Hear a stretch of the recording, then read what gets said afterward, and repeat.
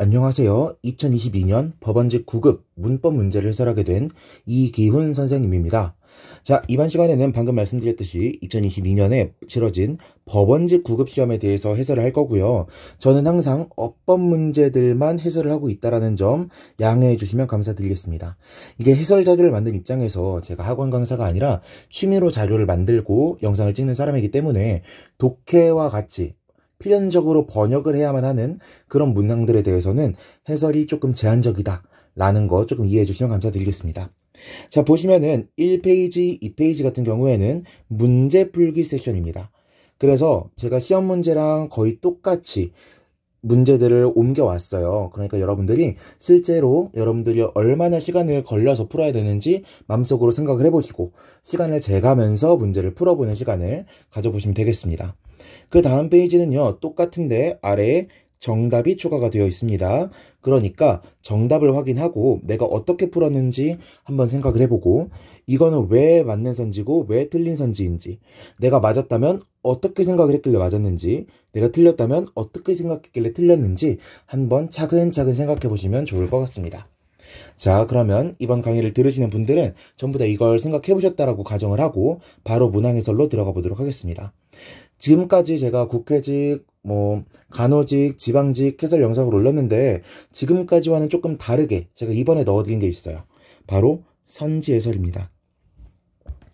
기존에는요, 제가 출제 포인트, 검토 포인트, 그리고 아래에 관련된 문법 사항들 이런 식으로 정리를 해드렸어서 여러분들이 포인트를 점검하고 그 다음에 몰랐던 내용들이나 더 궁금했던 내용들은 자료를 보면 되게끔 제가 그렇게 자료를 만들어 드렸었는데요. 이번에는 여러분들이 해설 강의를 굳이 안 들어도 문제를 이해할 수 있게끔 각 문항에 대한 선지 해설을 따로 달아두었습니다.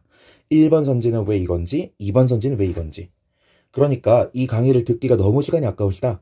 그러면은 굳이 영상을 보지 마시고 여기 있는 선지 해설들 한번 쭉 읽어보시면 좋을 것 같습니다.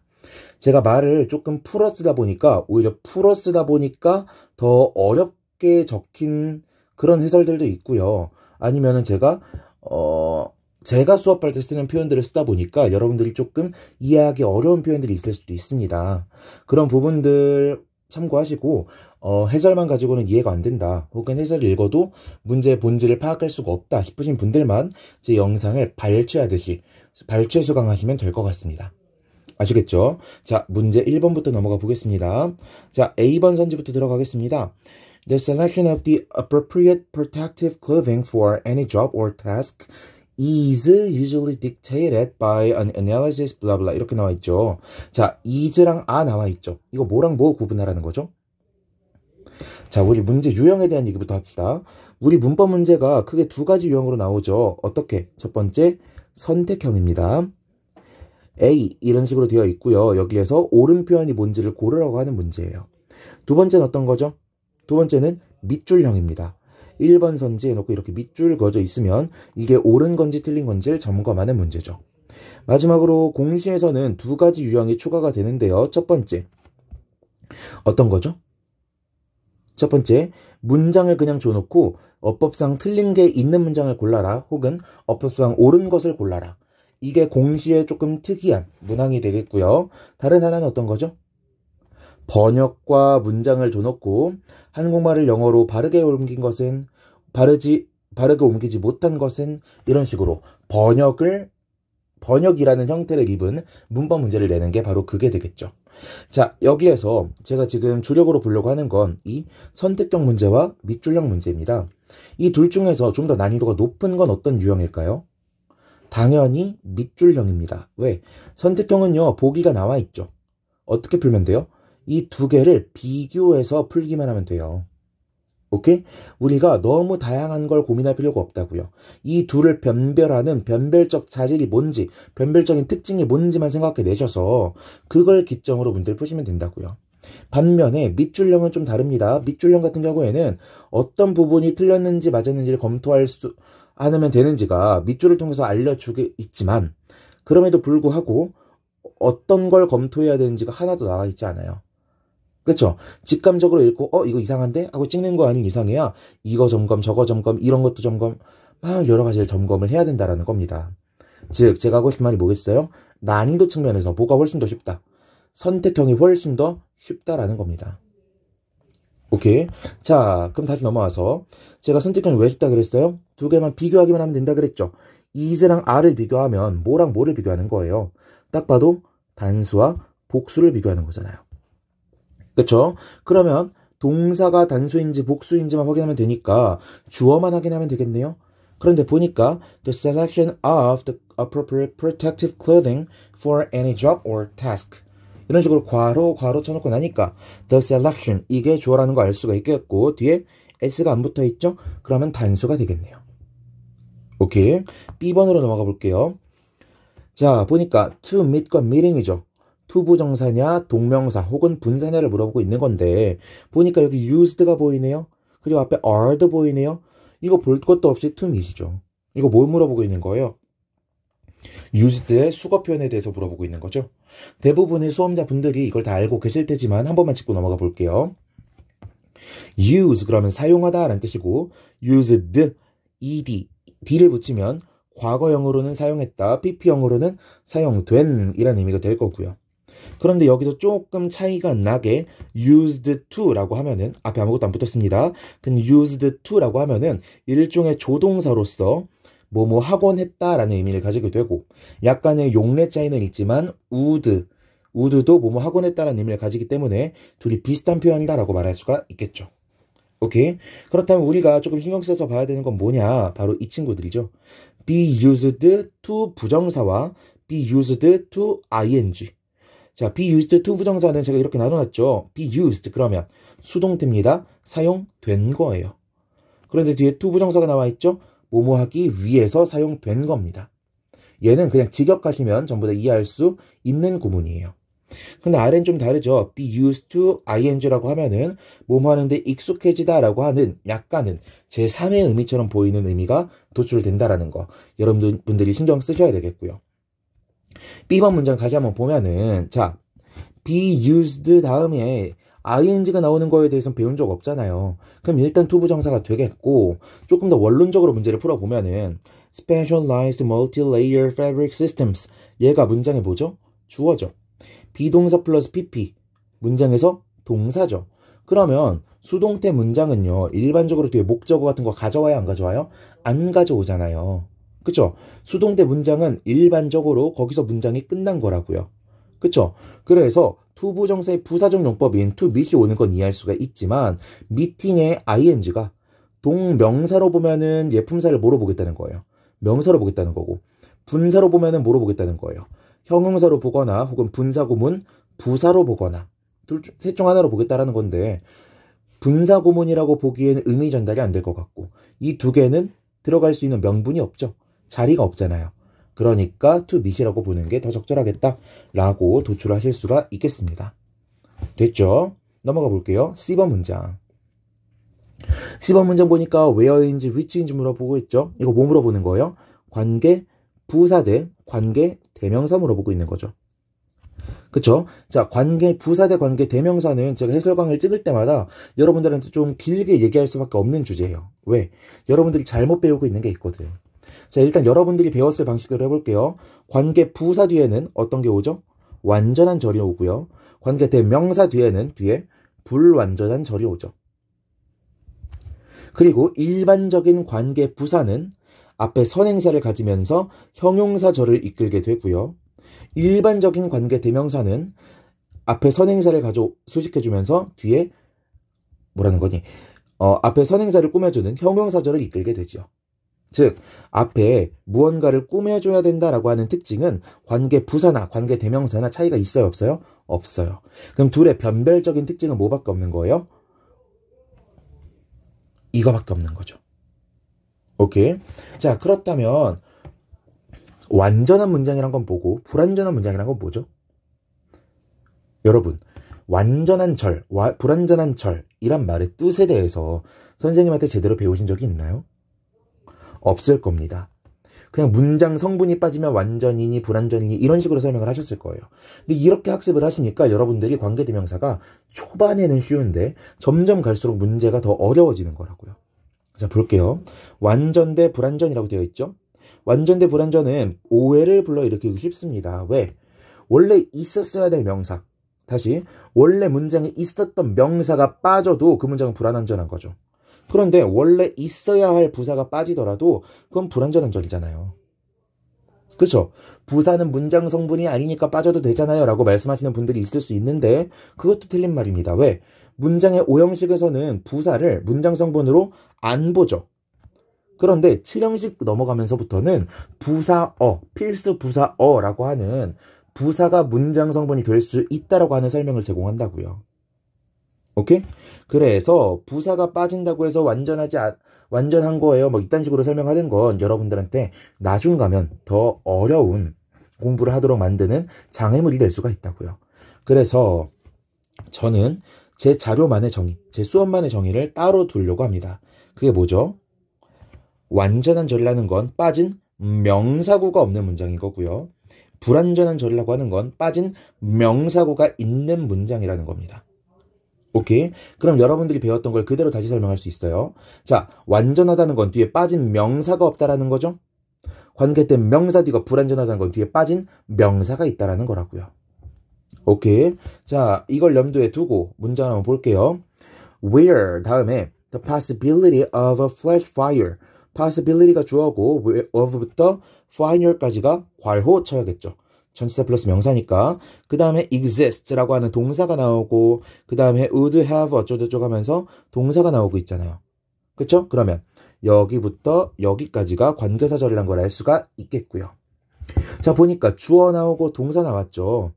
그쵸? 그렇다면 뒤에 목적어가 필요한지 안 필요한지를 구분하는 게 관건일 텐데 exist는요 대표적으로 자동사로 쓰이는 동사입니다. 즉 뒤에 목적어를 가지고 오지를 않는다고요.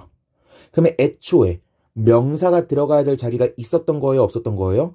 없었던 거죠. 그렇다면 여기에 빠진 명사구가 있는 거예요? 없는 거예요? 없는 거죠.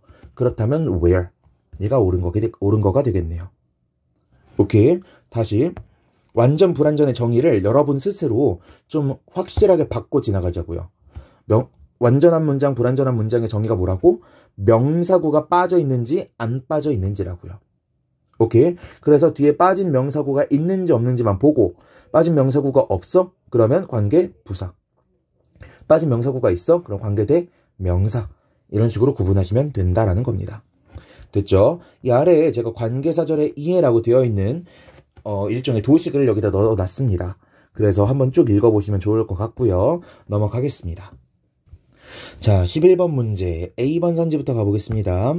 The key to understanding economics is accepting that or what there are always unintended consequences 이렇게 되어 있는데 자, that 때 what이죠. 그럼 여러분들은 바로 생각하셔야 됩니다. that은 접속사로 쓰일 수도 있고 관계대 명사로 쓰일 수도 있고요. 심지어는 관계 부사로도 쓰일 수 있다라고 하는 거. 자, 그럼 딱 봐도 경우의 수가 많잖아요. that은 웬만하면 되는 거죠.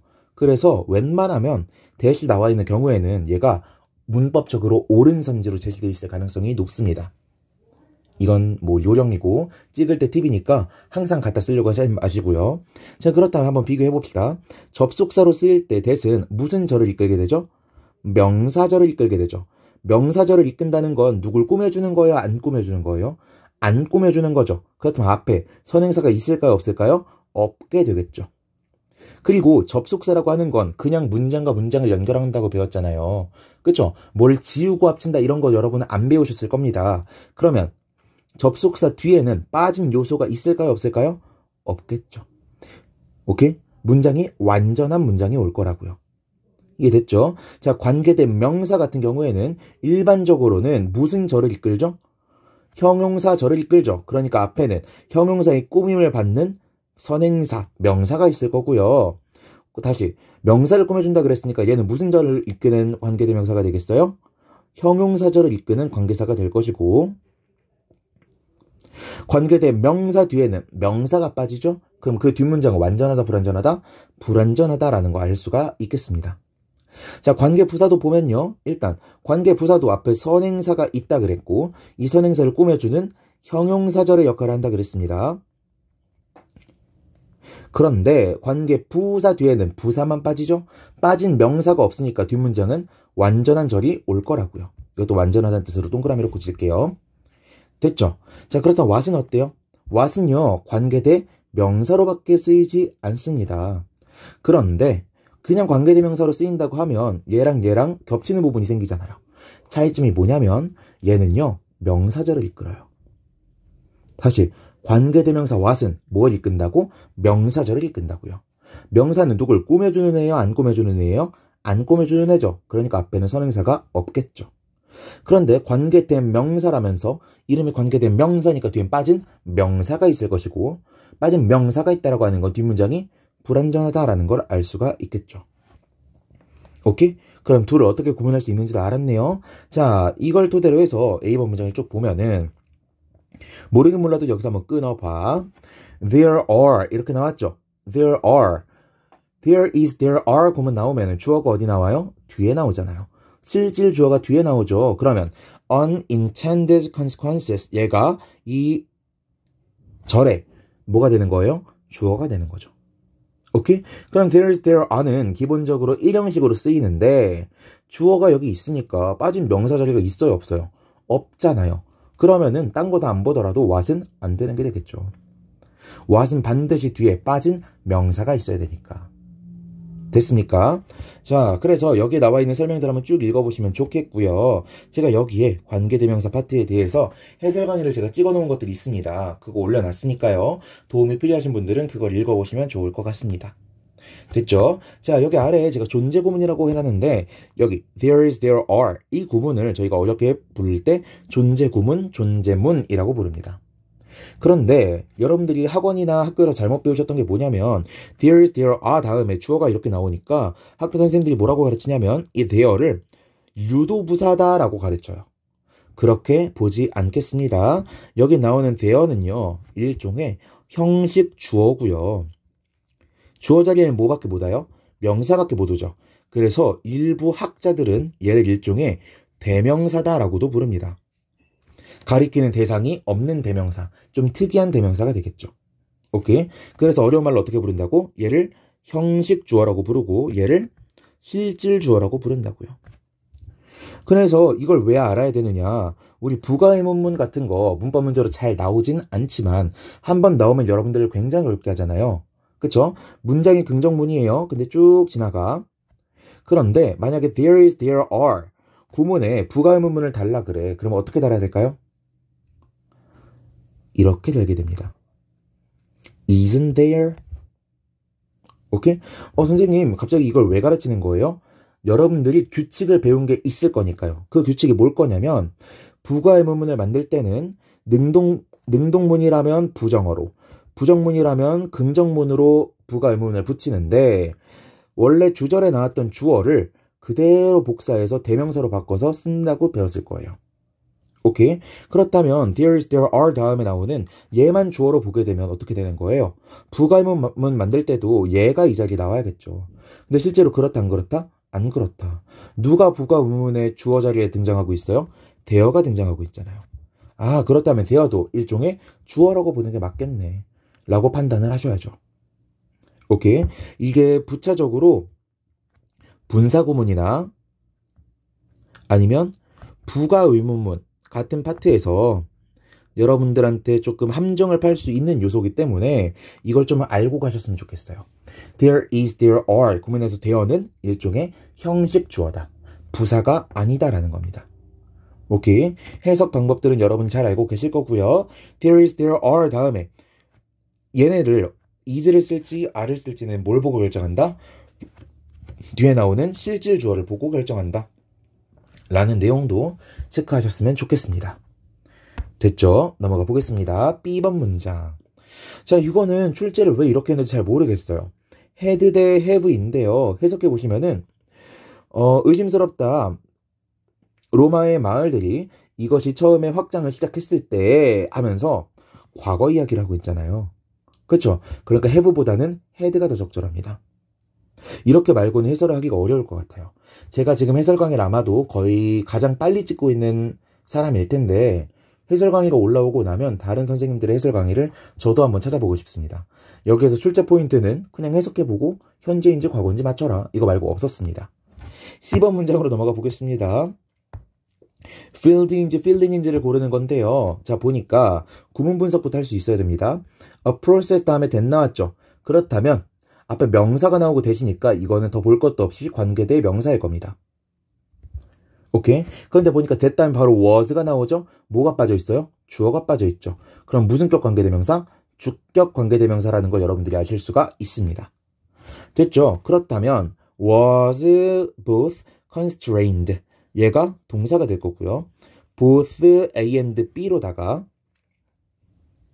이 뒤에 나온 것도 동사가 될 텐데, 자, 앞에 was가 나와 있잖아요. 그럼 여러분들은 고민을 하셔야죠. 어떻게? was 다음에 pp가 병렬로 연결된 것이냐, 아니면 was 다음에 was랑 연결되는 동사가 있는 것이냐. 그런데 both A and B가 비동사 뒤에 나와 있잖아요. 그러면 우리는 이 구조라고 보는 게 더 적절하겠죠.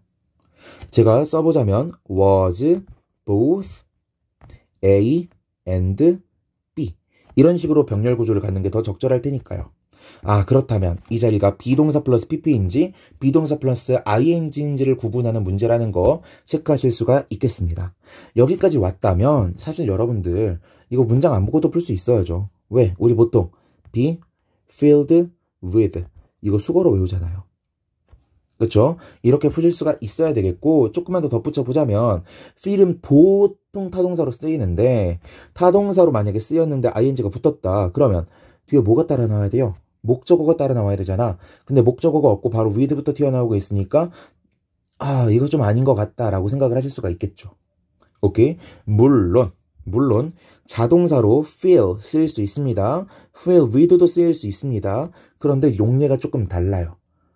그래서 여기까지 깊게 들어가지 마시고 일단은 be filled with를 가지고 푸는 거구나 라고 생각하고 지나가시는 걸 권해드리겠습니다. 됐죠? 자, 이 아래에는 제가 관계사의 생략 조건에 대해서 설명을 조금 적어놨는데 빠르게만 한번 설명을 해드릴게요. 일단 여러분들이 공부를 하실 때 관계사, 관계대명사와 관계부사를 총칭해서 부르는 거죠. 관계사라는 말과 관계사절이라는 말을 구분하지 않고 사용하다 보니까 개념이 꼬이는 게 있어요. 자, 관계사라는 건 뭐죠? 관계사라고 하는 건 WH 단어를 말하는 겁니다. which, where, whose 이런 친구들. 관계사절이라고 하는 건 뭐죠?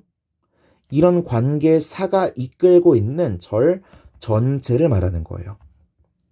오케이? 그래서 여러분들이 처음 관계대명사와 관계사절을 배울 때 헷갈려 하는 게 뭐냐면 목적격 관계대명사라고 하면은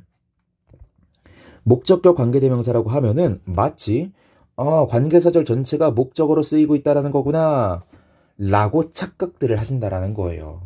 목적격 관계대명사라고 하는 거는 관계사절 안에서 원래 목적어였었던 게 이렇게 튀어나왔기 때문에 아, 얘는 원래 목적어였어 라는 의미에서 목적격 관계대명사라고 부르는 것이지 이 관계사절 전체랑은 관련이 없다고요.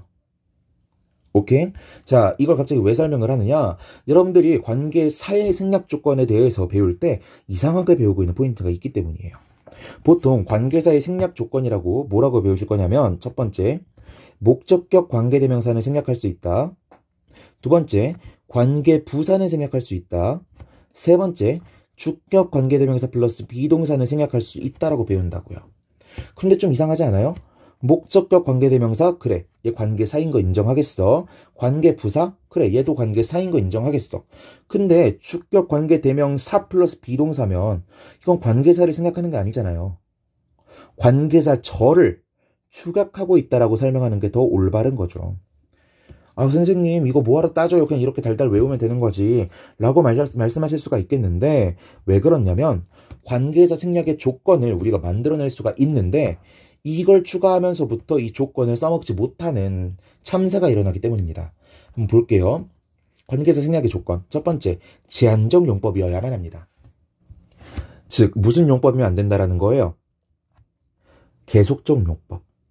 선생님에 따라서는 비제한적 용법이라고도 부르는 이 용법이면 생략이 안 된다라는 거죠. 두 번째, 제한적 용법이라고 하는 건 누군가를 수식해준다는 말이죠. 그러니까 수식을 해준다라고 하는 건 무슨 절을 이끄는 관계대명사는 생략이 안 될까요? 명사절을 이끄는 관계대명사 what 같은 친구들은 생략이 안 된다라는 겁니다. 오케이. 두 번째 조건. 관계사 바로 뒤에요. 주어 동사의 아주 일반적인 어순이 바로 뒤따라 나오고 있어야 됩니다. 오케이. 자, 이 규칙을 한번 머릿속에 잘 담아두시고 아래 설명하는 거 들어보세요. 관계사 생략의 일반적인 경우의 수라고 하면서 제가 조건을 3개를 적어놨죠. 첫 번째, 목적격 관계대명사의 생략. 자, 목적격 관계대명사가 왜 생략되는 거예요? 제한적 용법인데 관계대명사 뒤에 주어 동사의 일반적인 어순이 따라 나오고 있잖아요. 그쵸? 주어 동사의 일반적인 어순이 따라 나오고 있을 때는 생략이 가능하다. 관계부사도 마찬가지입니다. 제한적 용법으로 사용되고 있어요. 그러면 봅시다. 관계부사 뒤에 주어 동사의 어순이 따라 나오고 있으면 생략이 된댔잖아요. 관계부사 뒤에는 부사만 빠져 있으니까 주어도 살아있을 거고, 만약에 목적어가 있는 문장이었다면 목적어도 살아있었을 거 아니에요. 그러니까 당연히 관계사 뒤에는 주어, 동사가 뒤따르고 있겠죠. 오케이. 자, 세 번째가 중요합니다. 이 세 번째는 제가 상변 선생이라고 하는 선생님의 강의를 보고 가르칠지 말지를 마음을 정할 수가 있었어요. 가르쳐도 되겠다라고. 자, 한번 볼게요. 주격 관계대명사 플러스 관계사절 내 삽입절인데 보니까 우리 삽입절이라고 하는 거 배웠죠. I believe 같은 녀석이 관계사절 내에서 이렇게 삽입되어서 들어갈 수 있다라고 배우셨을 겁니다. 제가 다른 영상을 통해서 이건 삽입이 아니다 라고 하는 걸 설명한 영상이 있기는 한데 일단 삽입절로 볼게요. 자, 관계사절이 이렇게 문장을 죄송합니다. 선행사를 꾸며주고 있는데 앞에 관계사절 내 삽입절로 주어 동사가 이렇게 나와 있다고 칩시다. 그러면 이 동사는 뭐예요? 이 관계사절의 동사가 되는 거고 이 명사는 뭐가 되는 거예요? 선행사의 명사는 원래 동사의 앞에 있었던 주어가 빠진 거라고 생각할 수가 있겠죠. 오케이. 자, 이렇게 본다면 얘가 생략이 되는지 안 되는지 봅시다. 저 분명히 이거 주격 관계대명사라고 했습니다. 왜? 주어가 빠진 거니까.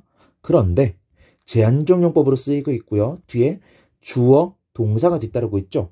관계사 생략 가능하다고요. 주격 관계대명사라고 해서 생략이 안 되는 게 아니라 뒤에 주어, 동사, 어순이 뒤따르기만 하면 생략이 가능하다고요. 오케이? 이 부분 참고하시면 좋겠고요. 그렇다면 여러분들이 일반적으로 알고 있던 거랑 좀 다른 내용을 배우셨죠? 그렇다면 이제 여기로 넘어가 보는 겁니다. 제가 아까 얘는 관계사의 생략이 아니라 관계사 절의 축약이라고 불러야 된다 그랬죠? 자, 관계사 절의 축약입니다. 일반적으로 여러분들이 배웠던 거 그대로 생각하시면 돼요. 주격 관계대명사 플러스 비동사는 생략 가능하다. 오케이. 그런데 아래 내용이 좀 생소하죠? 주격 관계대명사 플러스 동사도 그냥 ing로 고칠 수 있더라. 선생님 왜 이런 거예요? 예를 들어 보겠습니다. 예를 들어서 주격 관계대명사 뒤에 비동사 플러스 ing가 나와 있었다고 칠게요. 그럼 이거 뭐죠? be 플러스 ing니까 높은 확률로 진행형이었었겠죠. 그쵸? 그런데 이런 진행형 문장에서 주격 관계대명사 비동사가 사라져버리면 ing만 남게 되잖아요. 그쵸? 이런 구조를 우리가 많이 보았을 거라는 겁니다. 그런데 이런 구조를 보려면 전제 조건이 생겨버리죠. 그게 뭐예요? be 플러스 ing로 쓰일 수가 있어야죠. 다른 말로 해서 진행형으로 쓰일 수 있는 동사만 이런 생략이 가능하다는 거죠. 오케이? 그런데 진행형이 불가능한 동사들 있잖아요. 대표적으로 상태동사 같은 친구들. 이런 친구들은 어떻게 해요? 어쩔 수 없죠. 그냥 관계대명사 지워버리고 동사에 ing를 그냥 붙여버릴 수밖에. 비동사가 없었다고 하더라도 be 플러스 ing가 아니었었다고 하더라도 그냥 동사에다가 ing를 붙여버릴 수가 있다고요. 오케이. 이것도 여러분들이 지금까지 배운 적 없던 내용일 겁니다. 그래서 이 두 가지 포인트 이번 해설 강의를 통해서 주워가실 수 있었으면 좋겠고요. 이렇게 해서 C번 선지까지 마치고 다음 문제로 넘어가 보도록 하겠습니다. 15번 문제죠. 보니까 15번 문제, 19번 문제는 전부 다 밑줄력 문제입니다. 제가 아까 말씀드렸던 것처럼 선택형 문제보다는 밑줄력 문제가 더 난이도가 높다라고 했던 거 기억을 하셨으면 좋겠고요.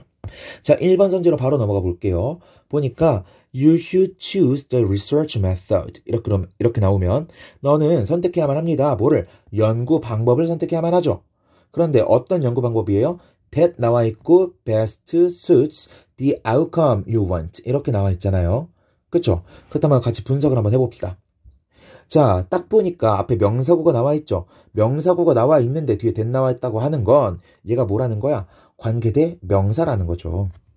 오케이. 그렇다면 얘가 무슨 관계대명사인지 봐야 될 텐데 best는 부사라고 괄호 쳐버리면은 바로 수치부터 튀어나오고 있죠. 그러면 관계대명사 나오고 동사가 튀어나오고 있으니까 뭐가 빠져 있어? 주어가 빠져 있잖아요. 그럼 이거 뭐라고 봐야 돼요? 주격 관계대명사라고 봐야겠죠. 오케이. 그런데 앞에 명사 나와 있고 뒤에 주어 빠져 있고 바로 동사 나오고 있고 뭐 이상한 거 없잖아요. 그럼 이거 오른손지라고 보셔야 되는 겁니다. 오케이. 자, 그런데 여러분들이 조금 공부하셨으면 좋겠는 게 있는데 그게 뭐냐면 타동사 수트입니다. 수트 같은 경우에는 자동사로 적합하다, 어울리다 이런 뜻으로도 쓰이지만 타동사로도 쓰일 수가 있습니다. 오케이? 그래서 한번 예문들 몇 개만 한번 볼까요? This climate doesn't suit me. suit for me 이딴 식으로 써야 될 것 같은데 그냥 suits me 이렇게만 쓰더라도 나한테 잘 안 맞아 라는 의미가 전달이 되고 있죠. 오케이. 그래서 수트의 용법 조금 체크하고 지나가시면 좋을 것 같습니다. 자, 2번 문장으로 넘어가 볼게요. 2번 더럽게 문장이 긴데 문제 자체는 그렇게 어렵지가 않았습니다. 보니까 You may run a survey online. 얘가 명사구가 되겠고요. 뒤에 that 나오고 있죠. 그러면 이거 뭐로 봐야 된다고? 관계사로 봐야 된다고요. 그쵸? 그런데 뒤에 보니까 주어가 빠져있네? 그럼 관계대 명사라고 봐야만 할 것이고 자, enable은 대표적인 오형식 동사다. 그래서 enables you 목적어 to question large numbers of people. 얘가 목적격 보어가 될 거고요. 그 다음에 and 나오고 나서 provides가 나오고 있는 거 보니까 얘가 오른손지라면 누구랑 연결되고 있는 거예요? enables와 연결되고 있는 병렬 구조를 이루고 있는 거죠. 다르게 말하면 enable의 주어가 누구였어요? enable의 주어가 생략돼 있죠. 그쵸? 왜? 주격 관계대명사가 쓰였으니까 주격 관계대명사가 쓰였을 때 관계사절 내의 주어는 누구랑 똑같다고 봐야 돼요? 선행사랑 똑같다고 봐야 된다라는 거 알고 계실 겁니다. 그렇다면 provide의 주어도 누가 되는 거예요? A survey online이 되는 거죠. 그쵸? 그럼 survey online이니까 얘 지금 단수동사잖아요. 단수주어잖아요. 그러면 provides s 붙는 거 이상하지 않죠. 오케이. 자, 그렇다면 이제 수일치도 한번 수일치를 봤으니까 능동수동도 한번 볼까요? provides, 비동사 플러스 pp가 아니라 그냥 provides만 쓰이고 있는 거 보니까 얘는 능동으로 쓰이고 있다는 거 알 수가 있을 텐데 자, provide 대표적인 삼형식 동사죠. 삼형식 동사면 능동으로 쓰였을 때 뒤에 뭘 가지고 와야겠어? 목적을 가지고 와야 될 텐데 for analysis 라고 하는 목적어 달고 있으니까 아, 이거 능동도 맞네 라고 볼 수가 있겠습니다. 뭐 틀린 거 딱히 없죠. 3번으로 넘어가 보겠습니다. Whichever way you choose, you will need to compare like for like. 이렇게 되어 있는데 whichever 이렇게 나와 있잖아요. 자, whichever가 지 혼자만 덜렁 쓰이고 있으면 우리가 복합관계 대명사다라고 부를 겁니다.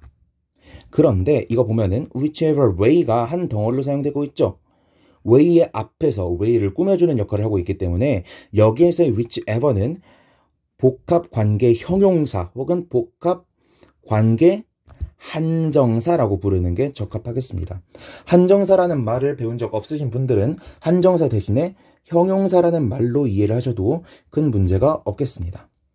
자, 문제를 푸실 때요. 여러분들이 어떻게 푸셔야 되냐면요. 일단 whichever 이라고 하는 관계 한정사가 way를 꾸며줄 수 있다라고 하는 거 여러분들이 알고 계셨어야 되고요.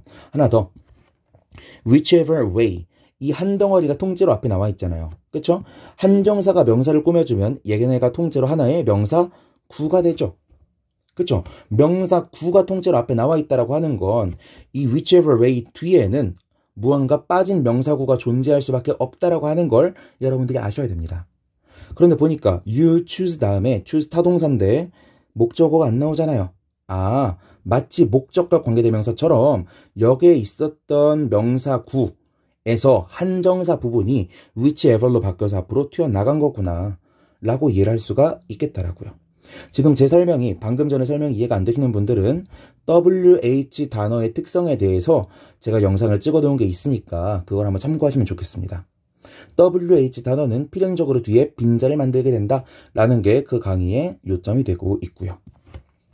자, 그럼 넘어가 보겠습니다. Whichever way you choose 라고 하는 게 일단 명사구를 이끌고 있으니까 명사구로 쓰이고 있으니까 뒤에 빠진 명사구가 있다. 이거 제대로 쓰였네. whichever는 명사를 꾸며서 복합관계 한정사로 쓰일 수 있다. 맞네. 제대로 쓰였네. 그렇다면 여러분들 하나 더 검토해야 되는 게 뭐가 있어요? 복합관계사는 명사절로도 쓰일 수 있지만 뭐로도 쓰일 수 있다. 부사절로도 쓰일 수가 있다. 그래서 whichever 이 부분 한번 볼까요? 어느 것을 뭐뭐 하더라도 이렇게 해석이 되는 부사절을 이끌 수 있다라고 했으니까 그래 부사절을 이끌고 있네 이거 옳은 산지겠다라고 하고 지나가실 수가 있었겠죠. 넘어가 보겠습니다. 제가 여기에 전부 다 해설자를 넣어놨으니까요. 한번 쭉 읽어보셨으면 좋겠고 4번 문장으로 넘어가 보면 Deciding on a way of recording and analyzing the data is important 이렇게 되어 있죠. 이거 문장 분석만 똑바로 했으면 쉬웠을 문제입니다. 볼게요. 이거 문제를 잘못 푸신 분들은 어떻게 분석을 하셨을 거냐면 deciding and analyzing 데이터가 복수인 거 나도 알아. 그래서 지금 아로 낚고 있는 거지. 그런데 deciding이랑 analyzing이라는 동명사가 병렬로 연결되고 있으니까 이거는 복수로 봐야 되는 게 맞는 것 같은데 이거 와가 맞겠다. 이렇게 푸셨으면 죄송합니다. 이렇게 푸셨으면 잘못 푸신 거죠. 문장 분석부터가 잘못됐죠. deciding on 얘가 동명사 덩어리가 되겠고요. away 얘가 목적어가 되겠고 뒤에 전치사 플러스 명사로 이렇게 전치사구가 따라 나오고 있는 구조인 거죠. 즉 여기서 주어는요. 이 하나밖에 없는 거예요. 동명사는 기본적으로 단수 취급하니까 is가 맞는 거고요. 길게 볼 것도 없이 얘는 100% 구문 문제였다라고 생각하실 수가 있겠습니다.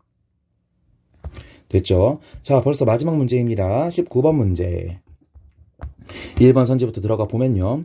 A number of scholars suggested people use music as psychotherapeutic agent 이렇게 되어 있는데요. 자, 이것 좀 난이도가 높았다고 생각이 듭니다. 이거 별표 하나 칠게요.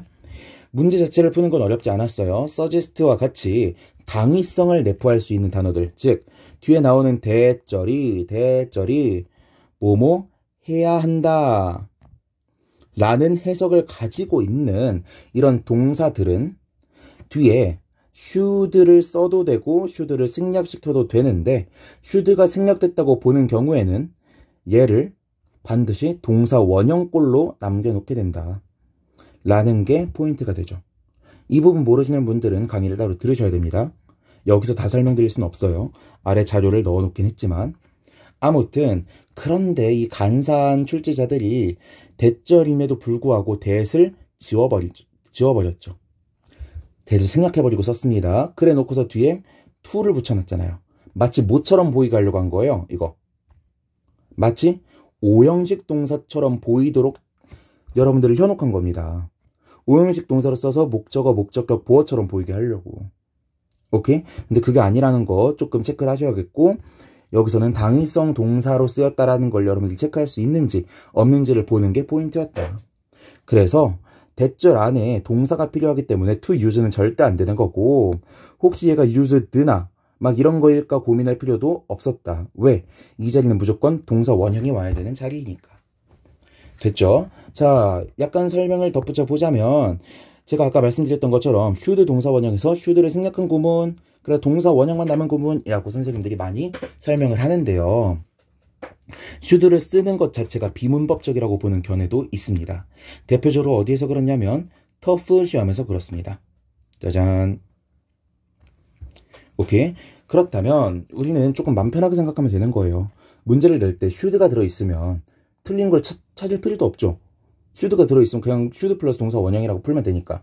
should가 빠져있는 게 문제가 되는 건데 문법 시험에서는 항상 should를 뺀 상태로밖에 문제를 안 주겠죠. 왜? should를 넣는 게 비문이라고 보는 사람도 있다고 하니까 안전하게 출제하기 위해서. 그쵸? 그렇다면 여러분들은 이런 내용만 잘 숙지하고 있으시면은 아, should가 빠져있겠구나 라고 하는 가능성을 항상 생각하고 문제를 풀 수 있을 거라는 겁니다. 됐죠? 이 아래에 나와 있는 내용들 쭉 읽어보시고요. 여러분들이 조금 신경 써서 읽어보셔야 되는 거 이겁니다.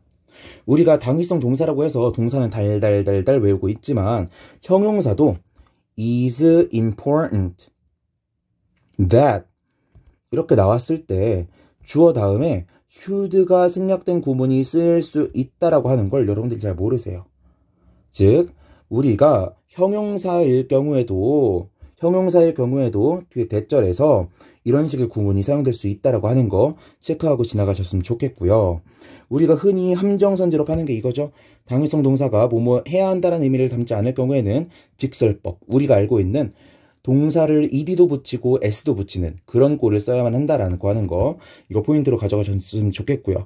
여기 아래에 있는 문장을 예문으로 보면은 I insisted that he should change his clothes 라고 하면은 나는 그가 옷을 갈아입어야 된다고 말했다라는 거고, 만약에 I insisted that he changed his clothes 라고 하면은 그가 옷 갈아입었다니까 라고 단호하게 말했다는 의미가 되는 거죠. 오케이? 이런 식으로 문장의 맥락과 해석에 따라서 이게 should 동사 원형인지 아니면 직설법인지가 달라질 수 있다라고 하는 거 참고를 하셨으면 좋겠습니다. 오케이? 자, 그런데 제가 위에서 조금 특이한 설명을 해놨어요. 뭐라고 해놨냐면 이런 당위성 동사 뒤에 대절이 나왔을 때는 가정법 현재꼴을 써야만 한다라고 해놨는데 동사 원형을 쓰는 걸 가정법 현재라고 부르는 사람들이 많습니다. 그냥 그래가지고 가정법 현재라고 적어놓은 거고, 가정법이 여러분이 항상 어려워하는 파트다 보니까 가정법에 대한 내용도 여기다가 쭉 압축해서 적어 놓았으니까 이것도 한번 쭉 읽어보고 알고 있는 내용 점검해 보셨으면 좋겠습니다. 됐죠? 자, 그리고 여기에 a number of가 나왔길래 검토 포인트로 a number of를 집어넣어놨고요. a number of가 뭔지에 대해서 여기 설명 적어놨으니까 한번 읽어보시면 되겠습니다. 간단하게만 짚고 넘어가자면 the number of는요, the number니까 그 수를 말하는 거예요. 그러니까 the number of 다음에 전체 플러스 명사 걸쳐버리고 이렇게 꾸미는 구조로 보면은 the number, 얘 s 안 붙었잖아요. 그러니까 얘는 무조건 단수 취급. 오케이? a number of 같은 경우에는 얘를 하나의 형용사 덩어리처럼 보는 겁니다. 그래서 많은 이런 의미를 가지고 있는 형용사니까 뒤에 당연히 복수 명사가 나와야 될 것이고 뒤에 나오는 동사도 복수 취급해야겠죠. 얘랑 수를 취직해서. 오케이, 이것도 파악하시면 되겠습니다. 자, 넘어가서 2번 선지로 넘어가 볼게요. 2번 선지. 이거 출제 포인트를 사실 잘 모르겠습니다. 그냥 간단하게만 다뤄보면은 their psychological, physical, cognitive, or social functioning 이라고 하는 명사 구가 나와 있죠. 아마 출제자가 뭐라고 생각하고 낸 것 같냐면 function에다가 ing를 붙인 거 가능하니 불가능하니를 물어본 것 같아요. function, tion으로 끝나고 있으니까 얘 명사처럼 보이지 않니? 명사에 ing 붙이는 게 가능하니 불가능하니? 라고 여러분을 낚으려고 했던 것 같은데 function은 동사도 되고 명사도 되는 친구죠. 여기서 포인트는 뭐예요? function도 동사일 수 있다라는 거고 동사에 ing 붙이는 거 당연히 가능하죠. 오케이? 이렇게 하나를 해결할 수 있을 텐데 선생님, 동명사는 보통 부사의 수식을 받지 않나요? 네, 맞습니다. 동명사는 보통 부사의 수식을 받는데요. functioning 같은 경우에는 애초에 일종의 명사로 굳어진 표현이에요. 오케이?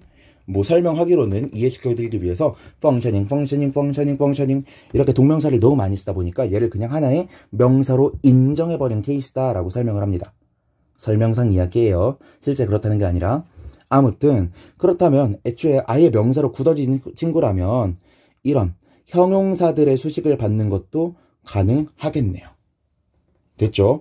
뭐 이거 말고는 출제 포인트가 뭐였는지를 알아볼 수가 없습니다. 자, 3번 선지로 넘어가 보면은 동사같이 생긴 것에 밑줄이 그어져 있죠. 그런 경우에는 어떻게 풀어야 된다?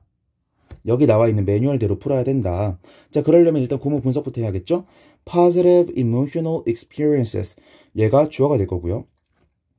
from music, 얘가 전체 플러스 명사고 may improve, 얘 동사가 될 거고요. therapeutic process, 얘가 목적어가 될 거고요. and 이렇게 나왔는데 그 다음에 thus, strengthen 이렇게 나왔잖아요. 그럼 얘를 기본적으로는 뭐라고 볼 수 있는 거예요? may improve, improve와 strengthen이 병렬 연결된 거구나 라고 파악을 할 수가 있겠죠. 이렇게 생각을 하고 보니까 뒤에 traditional cognitive behavioral methods and their transfer to everyday goals 라고 하는 목적어가 나오고 있죠. 아, 그럼 이제 동사로 보는 게 맞겠다라고 생각을 할 수가 있겠고요. 그렇죠? 그래도 하나씩 검토해 봅시다. 준동사냐 본동사냐를 따져보니까 이제 본동사 맞는 것 같다고 했고요. 능동인지 수동인지를 보려고 하니까 strength는 대표적인 타동사고 타동사 뒤에 목적어 나와 있는 거 보니까 얘 능동으로 쓰인 거 옳다. 이제 수일치를 보려고 하니까 지금 뭐에 연결되어 있는 거라고? may improve, may strengthen. 조동사 뒤에 연결되어 있는 거잖아요. 그러니까 당연히 동사 원형꼴로 나온 것도 맞다. 아, 그러면 얘 옳은 선지가 되겠네 라고 하고 지나가시면 되겠습니다. 됐죠? 자, 마지막 4번 선지로 넘어가 보면요. 이것도 별로 어렵지 않았습니다. 보면 This may be partially because because 다음에 절 나와야겠죠? Emotional experiences 이렇게 주어가 나와 있는데 elicited, ed 나와 있죠. 그러면은 여러분들은 속으로 뭐라고 생각해야 돼? 이거 동사일 수도 있고 pp일 수도 있다 라고 생각을 하셔야겠죠. 그런데 딱 뒤에 보니까 by 플러스 명사 구가 나오고 있는 거 보니까 얘는 아주 높은 가능성으로 뭐일 가능성이 높다? pp일 가능성이 높다. 즉 pp가 이렇게 뒤에서 후치 수식하는 구조일 거다라고 추측을 할 수가 있는 거죠. 그렇게 생각을 하고 보니까 뒤에 share이라고 하는 동사 이거 맞는 것 같아? overlapping 목적어 꾸며주는 거. 문장 분석해보니까 자연스럽네 라고 볼 수가 있겠고요. 자, 그러면 동사같이 생긴 것에 대한 매뉴얼대로 한번 풀어보면은 일단 아까 본 것처럼 본동사절이 맞다고 했습니다. 능동, 수동 구분하려고 보니까 share는 대표적인 타동사고요. 타동사 뒤에 목적어 나와 있으니까 능동으로 쓰이는 게 옳겠다. 수일치를 보려고 하니까 앞에 emotional experiences s가 나와 있죠. s가 붙어 있으니까 얘는 s를 붙이면 안 되겠네요. 복수 동사가 와야겠죠. 오케이? 그러니까 얘는 옳은 선지가 되겠다 라고 생각을 하실 수가 있겠죠. 자, 마지막으로 제가 여기 this is because, this may be because 가 나와 있길래 this is because와 this is why를 비교하는 거 적어 놓았고요. 이거 그냥 읽어보고 지나가시면 되겠습니다. 됐죠? 자, 여기 뒤에 보면요. 제가 붙임이라고 해놓고 관계사절의 이해라고 하는 것에 대한 자료 쭉 넣어놨고요. 여러분들이 한번 쭉 읽어보시기만 해도 다 이해가 가능하게끔 서술형으로 아주 주저리 적어놨습니다. 한번 쭉 읽어보셨으면 좋겠고요. 이해가 안 되시는 분들은 제가 링크 적어놓은 거 들어가셔서 강의를 들어보시면 될 것 같습니다. 뒤에 보시면 영어의 연결장치들이라고 해가지고 연결장치들, 접속사와 관계사를 어떻게 구분하면 되는지 그 변별 포인트에 대해서도 다루고 있으니까 한번 읽어보시면 좋을 것 같습니다. 자, 이번 강의 이렇게 마치도록 하겠는데요. 제가 이번 자료에서는 조금 강점을 둔 게 몇 개가 있습니다. 첫 번째는 아까 말씀드렸던 것처럼 선지 해설이고요. 두 번째는요. 자료 중간중간에 어떤 걸 집어넣었죠? 해설 영상 링크를 집어넣었죠. 제가 약 3개월 동안 쌓아둔 보고들입니다. 물론 지금 와서 생각해보면 마음에 안 드는 영상들도 있긴 하지만 해설 영상들을 제가 종류별로 쭉 찍어놨기 때문에 여러분들이 모르는 내용이 있었을 때 바로바로 찾아볼 수 있게끔 영상을 제공해 드릴 수가 있게 되었어요. 그래서 링크들 달아 놓았으니까 여러분 학습하는데 적극적으로 활용을 하셨으면 좋겠습니다. 여기 나와 있는 게 제목이니까 이걸 검색하시거나 태블릿으로 보시는 분들은 이걸 링크를 찍어서 들어가시면 되겠죠. 오케이. 자, 이번 법원직 풀어본 입장에서 난이도가 어땠느냐? 평이했다라고 생각이 듭니다. 특히 문법 같은 경우에는 너무나 평이했었습니다. 그래서 90점에서 95점은 받아야 지방직 보는 학생들 기준으로는 손해를 보지 않을 수 있는 시험이었다라는 생각이 들고요. 그럼에도 불구하고 영어라는 과목 자체가 항상 그렇지만 꽤 어려운 과목입니다. 왜? 일정 선을 넘지 않으면요 점수가 아예 나오지가 않거든요. 일정 선만 넘어가고 나면요 여기가 고지예요. 그래가지고 여러분이 그냥 현상 유지를 위한 문제만 쭉 풀면서 시험 때까지 기다리시더라도 점수에서 큰 손해를 보지가 않습니다. 다르게 말하면 무슨 뜻이에요? 지금 점수가 제대로 안 나온 학생분들은 점수가 안 나온 분들은 영어의 기본기를 쌓으셔야 됩니다. 시험 다가와가지고 그때만 기출문제 회독하고 이거에 도움이 되지 않을 거라는 거예요. 문법, 구문, 이 양대 산맥을 먼저 잡으시고 이걸 바탕으로 독해 전략들, 독해 스킬들을 학습하셔야만 앞으로의 시험에서 더 좋은 점수를 받으실 수가 있을 거라고 감히 조언을 드릴 수가 있겠습니다. 자, 이번 강의 이렇게 마치도록 하겠고요. 이번 해설 강의가 도움이 되셨거나 흥미로우셨다면 좋아요와 구독을 눌러주시면 감사드리도록 하겠습니다. 다음 시간에도 더 알찬 강의로 여러분들을 만나 뵙도록 하겠습니다. 수고하셨습니다.